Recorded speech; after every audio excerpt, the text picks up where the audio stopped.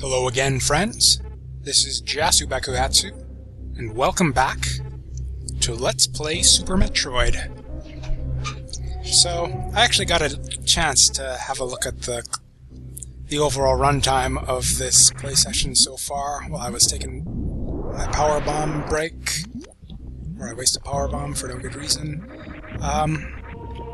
I'm doing fine on time. There is honestly, victory is pretty much a guarantee at this point. There's not a whole lot left to do in the game, and I'm only just coming up on 2 hours real time. I've talked about the sort of... Did I ever actually mention the 3-hour time limit? I mentioned the best ending, but anyways, yeah. 3 hours on the game clock is the limit to get the best ending. You need to beat the game in less than 3 hours on the game clock, which runs rather fast. Or I don't know if it runs fast or if it stops running at certain points or something, but for whatever reason, the game clock shows a much lower time than the real time that it took you to finish the game. For example, the Awesome Games speedrun was like just under 50 minutes in real time. The game clock showed like 30 minutes. So when I say finish, we want to finish in less than 3 hours. That's 3 hours game time, which is probably much closer to something like 4 hours, and we are just coming up on 2 hours real time right now. So I'd say success is all but guaranteed at this point. So, sorry to take away a bit of the suspense, but I also, while I was away breaking and thinking, I seem to recall I might have gotten distracted from something I was saying and went off on a weird I was talking about a snake eating itself and then went off on a tangent or something. I don't know if I finished my thought there. Basically, there's sort of like a certain length that a game, like a classic game, has to be before I'll like replay it over and over again. Like the Sonic games are a good example. I'm reasonably good at Sonic games, I feel, and I can beat them probably a bit faster than the average person. Like Sonic 1 and 2... Am I actually supposed to... Oh, I might be lost. Every time I say something, it's... shit. Okay. Now we're getting distracted from this. And yeah, I can beat Sonic in like about 45-50 minutes or so. Rocket Knight Adventures, another game I really, really like, can beat it in about an hour or so, a bit less. About an hour is like the sweet spot for the time it has. Let's start again. The time that it'll have to take me to finish a game before I'll like get addicted to it and play it over and over and over again. That's one of the reasons why Super Metroid never really became one of those games for me, is because it takes too long. Like I can't really finish it in one play session. And I don't know, I'm just like that. I'm that kind of guy who can't finish games unless he can finish them in one sitting. Now, it is possible, and in fact not excruciatingly hard, to beat Super Metroid in less than an hour, but that sort of expertise comes when you've played the game a bunch. So if I played Super Metroid like a whole bunch, I could probably get good at it to the point where I would be able to finish it in probably not less than an hour. That would be a bit much, but like in about an hour, like an hour 20 minutes, if I could get my Super Metroid time down to that level, I think I'd play this game a lot more than I do. Except, I don't play the game at that level just yet, so for that reason it takes me a long time to finish the game usually. Like I said, around... Yeah, that was like 3 hours and 30 minutes game time on my last attempt through the game. So that must have been like close to 4 hours real time. I keep getting confused, like real time and game time. When I said an hour, those last couple times, I was thinking in terms of game time. It'd probably be closer to like, yeah, an hour and a half. I think I could reasonably get my time on this game down to an hour and a half, even with like my current route the way it is, just like optimizing, going like the same kind of route I'm doing in this LP. I have never seen him do that attack. That is crazy. Anyways, yeah, that's the return of Torizo, which is the name of that, I guess, living Chozo statue. I don't know if I mentioned that way back the first time we saw him. But yeah, it's kind of like one of those, I don't know, catch-22 type things, where it's like, I don't play Super Metroid because I'm not good at Super Metroid. But I could get good at Super Metroid, but I'd have to play more of it. But I won't play more of it unless I'm good at it. And I can't get good at it unless I play more of it. And you get the idea. Honestly, after this playthrough though, I think I might be close.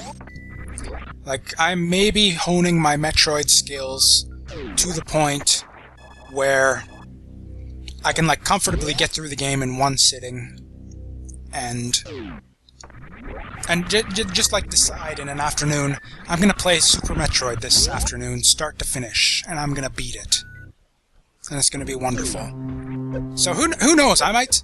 That's kind of the thing with like. Hell, who gives a shit about pretentiousness? About masterpieces in general, in any genre. When working with any masterpiece, that's kind of the way the enjoyment goes. You appreciate it. It doesn't tend to hit you. It doesn't hit you all at once. It's like the big thing right now is that, what's it fucking called? I don't remember. It's like some PS3 exclusive game I'd like never even heard of until a few days ago, and then every review site out there is proclaiming it's like a masterpiece, the best game ever. And they've like, I'm not going to disagree with them. I don't know a single fucking thing. I can't even remember what it's called. The Last of Us. That's the game I'm talking about right now. Is The Last of Us. I don't know a single fucking thing about this game. The Last of Us, other than that a lot of review outlets are like going absolutely apeshit over it and just proclaiming it best game ever made, absolute masterpiece, gotta play it. But it's like, for me, that's not how masterpieces work. It's like, very rarely have I... Well, it's like, okay, occasionally I'll go through a game and think to myself, that was absolutely amazing, one of my favorite games of all time. I love this game, but it's not about the impressions after the first playthrough. It's about how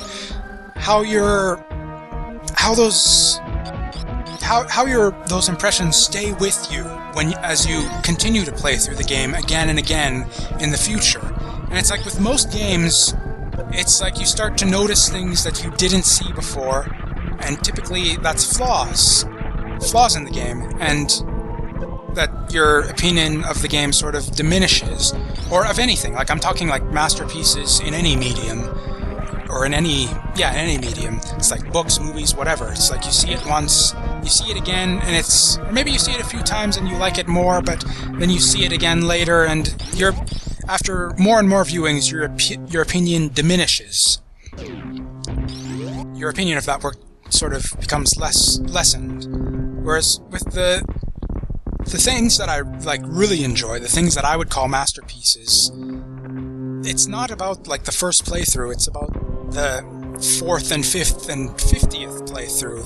It's like when I say that something is a masterpiece and one of my like the greatest whatevers of all time, it's generally the way that I come to that opinion is I experience it over and over again, and my opinion doesn't become lessened, it becomes heightened. I come to appreciate the work more and more as I experience it again and again, and I notice things that I never noticed before. And you've seen that in this playthrough, where I've noticed like the way things are laid out is like a bit more intuitive than I might have grasped before, or I've kind of not been able to paid too much attention to that because I've been focused on my commentary, but it's like, yeah, that is happening. My appreciation of this game is growing the more I play it. I have enjoyed Super Metroid more each time I have played it.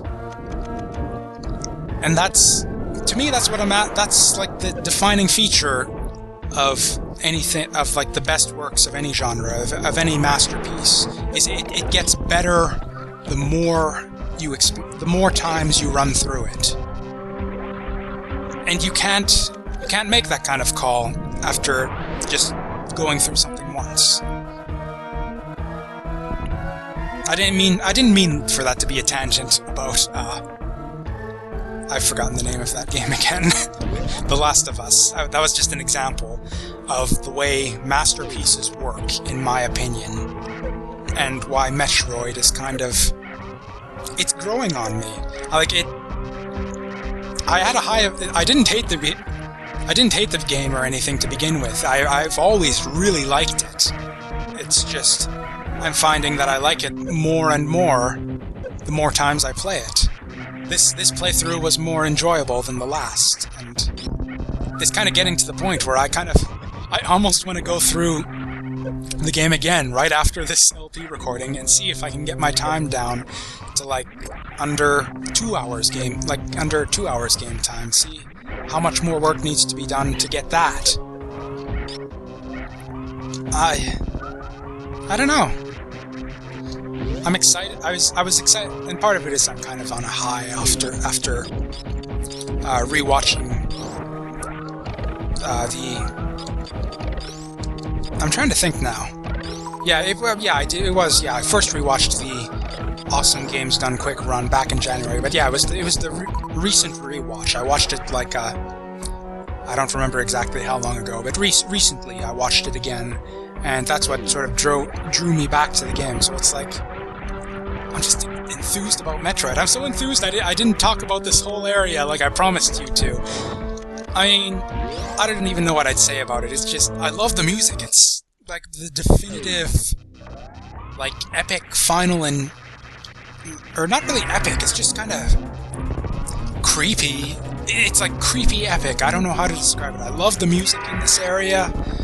I love the visuals. It's like all red and pulsating, and like it's dangerous. It looks like it isn't. I mean, it isn't a dangerous area. This whole, although I might have been a bit overconfident. I should have. And why aren't I using super missiles? I should have probably got more super missiles before coming to this fight. This was. I think I'm gonna die.